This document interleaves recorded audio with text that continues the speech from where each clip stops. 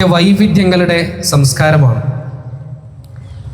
ഇന്ത്യയെ വായിക്കുമ്പോൾ കന്യാകുമാരി മുതൽ കാശ്മീർ വരെ കടന്നു പോകുന്ന ഒരാൾക്ക് കാണാൻ വേണ്ടി കഴിയുന്നത് വൈവിധ്യങ്ങളുടെ ചിത്രങ്ങളായിരിക്കും. പല മതങ്ങൾ, പല ഭാഷകൾ, പല ഇസങ്ങൾ, പല സംസ്കാരങ്ങൾ, പല ജീവിത രീതികൾ, ആചാരാനുഷ്ഠാനങ്ങൾ. ഈ അർത്ഥത്തിൽ ബഹുമുഖ സംസ്കാരങ്ങളുടെയും നാനാത്വങ്ങളുടെയും വൈവിധ്യങ്ങളുടെയും ചിത്രങ്ങളാണ് ഇന്ത്യയിലെമ്പാടും കാണാൻ വേണ്ടി കഴിയുന്നത്. ഇതാണ് ഇന്ത്യയുടെ ഏറ്റവും വലിയ സമ്പത്ത് എന്ന് പറയുന്നത്. ഇന്ത്യയുടെ ഏറ്റവും വലിയ സവിശേഷത എന്ന് പറയുന്നത് മറ്റൊരു രാജ്യത്തിനും അവകാശപ്പെടാനില്ലാത്ത വൈവിധ്യങ്ങളുടെ ഈ ഒരു സൗന്ദര്യം മാത്രമാണ്. ആ വൈവിധ്യങ്ങൾ നിലനിൽക്കുമ്പോഴും, പല ഭാഷകൾ സംസാരിക്കുമ്പോഴും, പല മതങ്ങളിൽ വിശ്വസിക്കുമ്പോഴും, പല ആചാരാനുഷ്ഠാനങ്ങൾ അനുഷ്ഠിക്കുമ്പോഴും ആ വൈവിധ്യങ്ങൾക്കിടയിലും നമ്മളെ ചേർത്ത് നിർത്തുന്ന ഒരു ഇന്ത്യക്കാരൻ എന്ന് പറയുന്ന ഒരു വലിയ ഫീലിംഗ് ഉണ്ട്, ഒരു വികാരമുണ്ട്. The unity in diversity. നാനാത്വങ്ങൾക്കിടയിലും നമ്മളെ ചേർത്ത് നിർത്തുന്ന ഏകതാബോധം. ആ ഏകതാബോധമാണ് ഇന്ത്യയുടെ ഏറ്റവും വലിയ മഹത്വമായി നമ്മൾ വായിക്കേണ്ടത്. ഇന്ത്യയുടെ ഭരണഘടന വായിക്കുമ്പോൾ അതിൻ്റെ പ്രിയാമ്പിളിൽ, അതിൻ്റെ ആമുഖ ഭാഗത്ത് എഴുതി വെച്ച മനോഹരമായ ചില വാക്കുകൾ: we the people of India having solemnly resolved to constitute India into a sovereign, socialist, secular, democratic republic and to secure to all its citizens എന്ന് വളരെ മനോഹരമായി ഇന്ത്യ എന്താണെന്ന്, ഈ രാജ്യത്തിൻ്റെ ജനാധിപത്യ മൂല്യങ്ങൾ എന്താണെന്ന്, ഈ രാജ്യം മുന്നോട്ട് വെക്കുന്ന മതേതര സ്വഭാവങ്ങൾ എന്താണെന്ന് വളരെ മനോഹരമായി ഇന്ത്യയുടെ ഭരണഘടനയിൽ നമുക്ക് വായിക്കാൻ വേണ്ടി കഴിയും. ഇന്ത്യക്കാരായ നമ്മളെ സംബന്ധിച്ചിടത്തോളം സ്വാതന്ത്ര്യ ദിനത്തിന് ഒത്തുകൂടുമ്പോൾ നമ്മൾ എടുക്കേണ്ട ഏറ്റവും വലിയ പ്രതിജ്ഞ എന്ന് പറയുന്നത് ഈ ഭരണഘടനാ മൂല്യങ്ങളെ, ഇന്ത്യയുടെ മതനിരപേക്ഷതയെ, ഇന്ത്യയുടെ ജനാധിപത്യ സൗന്ദര്യങ്ങളെ തകർക്കാൻ ഒരിക്കലും കൂട്ടുനിൽക്കുകയില്ല എന്ന ഏറ്റവും വലിയ പ്രതിജ്ഞയായിരിക്കണം ഓരോ സ്വാതന്ത്ര്യ ദിനത്തിനും നമ്മൾ എടുക്കേണ്ട. പടഞ്ഞു വീഴുമ്പോൾ ആ മനുഷ്യൻ ഹൃദയത്തോട് ചേർത്ത് വെച്ചത് ഭഗവത്ഗീതയായിരുന്നു. ആ സമയത്ത് അദ്ദേഹം പറഞ്ഞത് ഹേ റാം ഹരേ റാം എന്നായിരുന്നു.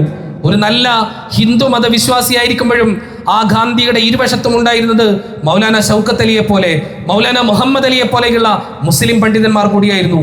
ഇങ്ങനെ മതങ്ങൾക്കപ്പുറത്ത്, ജാതികൾക്കപ്പുറത്ത്, വിവേചനങ്ങൾക്കപ്പുറത്ത് എല്ലാവരും ചേർന്ന് നിന്ന് നേടിയെടുത്തതാണ് ഇന്ത്യയുടെ സ്വാതന്ത്ര്യം എന്ന് പറയുന്നത്. അതുകൊണ്ട് സ്വാതന്ത്ര്യ സമരം നമുക്ക് നൽകുന്ന ഏറ്റവും വലിയ സന്ദേശവും ചേർന്ന് നിൽക്കുക എന്നുള്ളതാണ്, വിഭജിക്കാതിരിക്കുക എന്നുള്ളതാണ്. മതത്തിന്റെ പേരിൽ മറ്റേതെങ്കിലും തരത്തിലുള്ള വിഭാഗീയ പ്രവർത്തനങ്ങൾക്ക് കൂട്ടുനിൽക്കരുത് എന്നുള്ള ഏറ്റവും വലിയ സന്ദേശമാണ് നമ്മുടെ രാജ്യത്തിന്റെ സ്വാതന്ത്ര്യ ദിന ചരിത്രങ്ങൾ നമുക്ക് പകർന്നു നൽകുന്ന സന്ദേശം. ഇന്ത്യ വായിച്ചു നോക്കൂ നിങ്ങൾ. ഇത്ര മനോഹരമായ ഒരു ദേശത്തിന്റെ കഥ പറയാൻ മറ്റൊരാൾക്കും കഴിയില്ല. എല്ലാ ഇസങ്ങളെയും എല്ലാ മതങ്ങളെയും ചേർത്ത് സ്വീകരിച്ച ഒരു മണ്ണിന്റെ കഥയാണ് ഇന്ത്യ പറയുന്നത്. സെന്റ് തോമസ് ക്രൈസ്തവ ദർശനങ്ങളുമായി കടന്നു വന്നപ്പോൾ അദ്ദേഹത്തിന്റെ ക്രിസ്തീയ ദർശനങ്ങൾ പ്രബോധനം ചെയ്യുവാനുള്ള സൗകര്യങ്ങൾ ചെയ്തു കൊടുത്ത കേരളത്തിന്റെ ഇന്ത്യയുടെ മണ്ണ്. മാലിക് ബിൻ ദിനാറും കൂട്ടരും ഇസ്ലാമിക സന്ദേശങ്ങളുമായി കടന്നു വന്നപ്പോൾ ആ ഇസ്ലാമിക സന്ദേശങ്ങൾക്ക് പ്രബോധനം നടത്തുവാനുള്ള സൗകര്യങ്ങൾ ചെയ്തു കൊടുത്ത മണ്ണ്. തുളസീദാസ് എന്ന് പറയുന്ന ഹിന്ദു ആത്മീയ ആചാര്യന് രാമായണം എഴുതുവാൻ ഒരു മുസ്ലിം മസ്ജിദിന്റെ മുറ്റത്ത് പായ വിരിച്ചു നൽകി സ്നേഹം പങ്കിട്ട ഇന്ത്യയുടെ സ്നേഹത്തിന്റെ മണ്ണ്. പൊന്നാനിയിലെ അലവിയും ഗോവിന്ദനും ജീവിച്ച കേരളത്തിന്റെ മണ്ണാണ്. നമ്മുടെ നാടിന്റെ സൗന്ദര്യമാണ്. പൊന്നാനിയിലെ അലവിയെയും ഗോവിന്ദനെയും നമ്മൾ വായിച്ചിരുന്നു.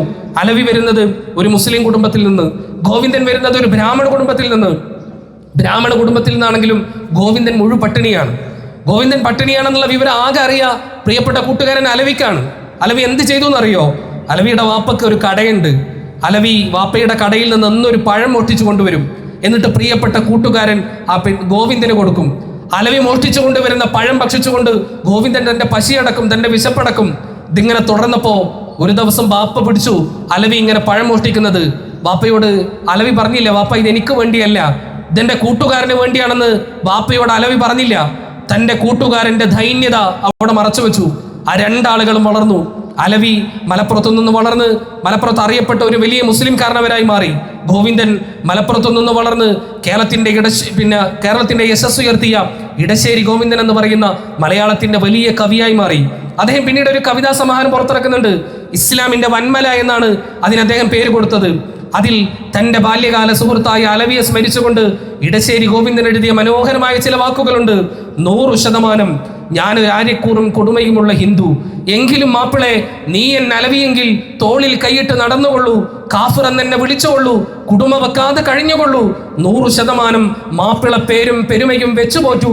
നമുക്കൊന്നായി മുന്നോട്ട് പോയി നന്മയോ തിന്മയോ നേടാമൊപ്പമെന്ന് തൻ്റെ ബാല്യകാല സുഹൃത്തായ അലവിയെ സ്മരിച്ചുകൊണ്ട് ഇടശ്ശേരി ഗോവിന്ദൻ പാട്ടുപാടിയിട്ടുണ്ടെങ്കിൽ, കവിത ചൊല്ലിയിട്ടുണ്ടെങ്കിൽ, ഈ സ്നേഹമാണ്, ഈ പാരസ്പര്യമാണ്, ഈ പങ്കുവെക്കലാണ് നമ്മുടെ നാട് നൽകുന്ന ഏറ്റവും വലിയ സന്ദേശം.